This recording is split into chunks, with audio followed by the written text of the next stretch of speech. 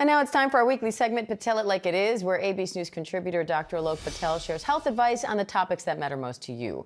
Today, Dr. Patel's here to answer some top trending searches on Google about the measles. And Dr. Patel joins me now. Always great to have you. So, the total number of cases this year is already nearly half the total from last year, and it's only February. So, let's talk vaccines, because you say that's the best way to fight this. So, how many measles vaccines do people need to be protected? Only 2 for life. That is how effective the measles vaccine, when given as part of the MMR vaccine, is. First shot, kids are going to get around age 12 to 15 months, and the second one around 4 to 6 years old. This is why it's so important to not only talk to pediatricians, but make sure you're getting into those well child checks, because you're protected for life after that. Now, do adults who got the vaccine as a child need to get a booster? Or can you get the vaccine as an adult if you didn't get it as a kid? I'm not even surprised that this is such a trending question right now when people are seeing these headlines about outbreaks. So if you got the shots as a child, you're good to go. You don't need a booster. There are situations where if you only got one shot or you have an unknown immunization status, you may need to go out and get one shot, especially if you're high risk, you have an exposure to measles cases, you're in a situation such as you're a pregnant individual and you're protecting a developing baby. There's also one particular situation where if you were born between 1963 and 1967, you may need additional shot because in that small window, there was a less effective vaccine being given. Can you still get measles if you do have the vaccine?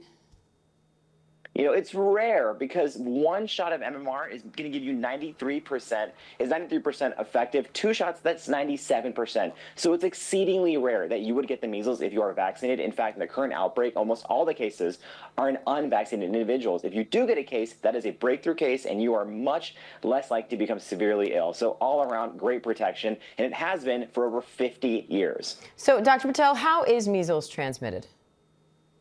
Extremely contagious. It's airborne spread. We saw another airborne virus cause a pandemic, and measles can spread through coughing, through sneezing. These air droplets can live in the air for about 2 hours. It's so incredibly contagious that we need to see 95% of the population vaccinated to prevent these outbreaks. One case of measles can spread to 90% of people around you if they are not protected. So what are the symptoms of measles to watch out for, either in someone else or if you suspect you might have it? People may not even know they do have the measles because it can start out with flu-like symptoms, and then the measles virus can spread throughout your body and can cause complications with your brain, can cause diarrhea, and a whole host of different issues. About 3 to 5 days after people get those flu-like symptoms, they may develop that rash, which is those flat red bumps starting on the head, and they move down.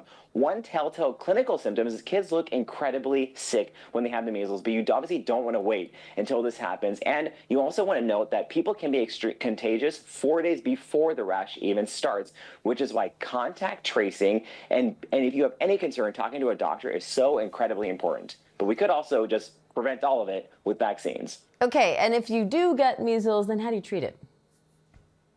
Measles treatment is mostly supportive care, so that is why you want to make sure you're talking to a doctor. If you have any complications, that you're getting that medical treatment you need. But I want to remind people that measles, since the beginning when we were tracking these cases, has about a 20% hospitalization rate. So kids who get the measles can develop complications such as ear infections, pneumonia, brain swelling, and then after you recover from the measles, your immune system takes a little bit of a hit. So you're at risk of getting these bacterial infections on top of that.